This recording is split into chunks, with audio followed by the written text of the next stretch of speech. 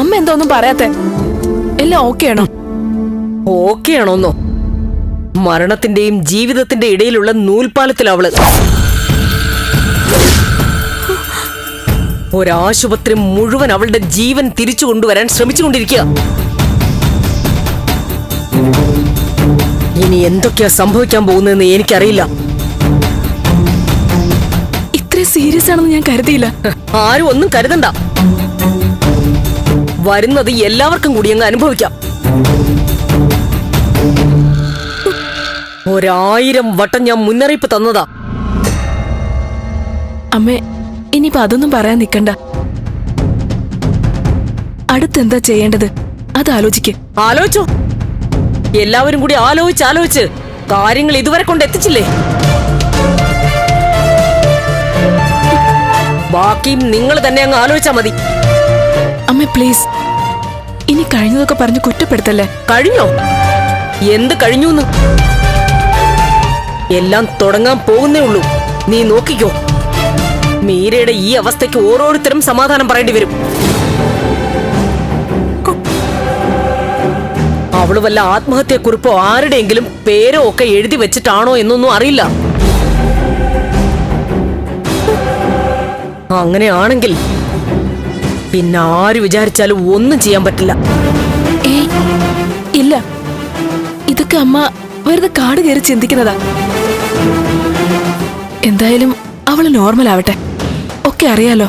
മരണത്തെ അതിജീവിച്ചാലും അവൾക്ക് ജീവിതത്തിലേക്ക് എളുപ്പം തിരിച്ചു വരാൻ കഴിയില്ല. എല്ലാവരും കൂടി ചേർന്ന് അവളുടെ മനസ്സിനെ താളം തെറ്റിച്ചേക്കുക.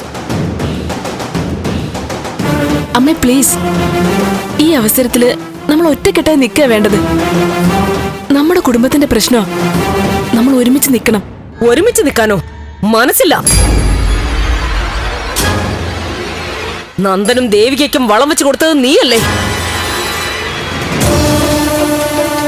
അവളെ നീയല്ലേ വിളക്കൊഴിഞ്ഞ് വീട്ടിൽ കയറ്റിയത്? ഞാൻ അവൾക്കെതിരെ നിൽക്കുന്നു എന്ന് പറഞ്ഞ് നീയല്ലേ അവളുടെ ക്യാപ്റ്റനായിട്ട് നിന്ന് എന്നോട് യുദ്ധം പ്രഖ്യാപിച്ചത്? എന്നിട്ടിപ്പോ പ്രശ്നം തീർക്കാൻ ഞാൻ വേണം അല്ലേ? നിങ്ങൾ 3 പേരും കൂടി ചർച്ച ചെയ്ത് തീരുമാനമെടുത്താ മതി. എന്നെ വിട്ടേക്ക്. ഞാൻ ഇതിൽ ചിലപ്പോ കാഴ്ചക്കാരിയായിട്ടായിരിക്കും നിൽക്കാൻ പോകുന്നത്.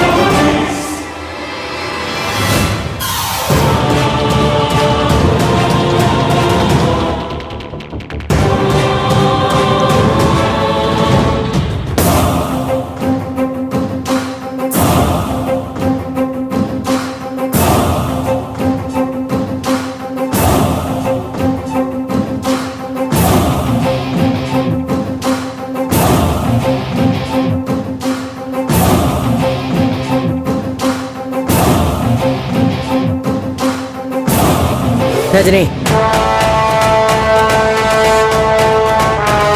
ഞാൻ സൂചന കൊടുത്തതൊക്കെ സത്യമായിരുന്നു എന്ന് മനസ്സിലായില്ലേ?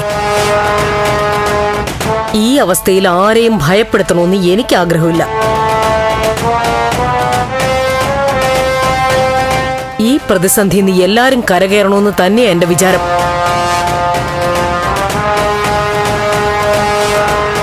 ചില വഴികൾ മനസ്സിൽ തെളിയുന്നുണ്ട്.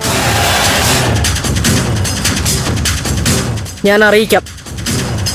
രക്ഷപ്പെടണമെന്നുണ്ടെങ്കിൽ അതങ്ങ് അനുസരിക്കണം. എന്താമേ? വരട്ടെ, പറയാം. മനസ്സും ശരീരവും ആകെ തളർന്നിരിക്കുക. എപ്പോ വേണമെങ്കിലും ഞാനും വീണു പോകുന്നുള്ള അവസ്ഥയിലാ. അല്ല, നന്ദൻ അവിടെ? അവൻ ഹോസ്പിറ്റലിൽ തന്നെയാ. ഹോസ്പിറ്റലോ? പിന്നെ മീരയ്ക്ക് കൂട്ടായിട്ട് അവിടെ ആരും വേണ്ടേ? അല്ല, അവിടെ തീർച്ചയായിട്ടും ആള് വേണം. നന്ദൻ അമ്മ നിർബന്ധിച്ചാണോ അതോ അവനായിട്ട് നിൽക്കുന്നതാണോ? അവൻ തന്നെയാ പറഞ്ഞത് നിന്നോളാന്ന്. എന്താ, അവനവിടെ നിന്നാ നിനക്കെന്തെങ്കിലും ബുദ്ധിമുട്ടുണ്ടോ? എനിക്കെന്താ ബുദ്ധിമുട്ട്? പറഞ്ഞില്ലേ, നല്ലത് തന്നെയാ അത്. അവൾക്ക് പറഞ്ഞു കൊടുക്ക്. കാര്യങ്ങൾ ഇനി അങ്ങോട്ട് ആലോചിച്ച് ബുദ്ധിപൂർവം ചെയ്യണമെന്ന്. എന്തു വേണമെന്ന് ഞാൻ അറിയിക്കാം. വേണമെങ്കിൽ അനുസരിക്കട്ടെ. ഞാനൊന്ന് ഫ്രഷ് ആയിട്ട് വരാം.